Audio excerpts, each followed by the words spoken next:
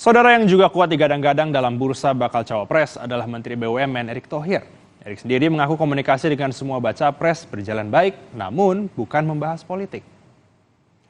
Erick menilai terlalu dini saat ditanya kesiapannya soal menjadi bakal cawapres. Apalagi selama ini tidak ada pembahasan politik dengan baca pres.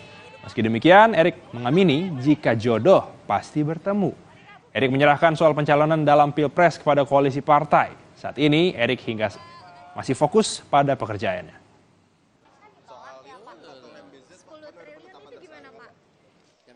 Kan terlalu dini ya, kalau bilang siap-siap nggak ada, itu yang saya sudah sampaikan, percayalah ya, itu kayak lagunya Afgan, kalau jodoh pasti bertemu, itu aja ya. Jangan komunikasi saya dengan Pak Ganjar, Pak Prabowo sejak awal berlangsung dengan baik ya, dan Pak Anies pun berlangsung dengan baik dengan konteks-konteks pekerjaan ya, konteks pekerjaan, kita tidak bicara yang spesifik ke politik gitu.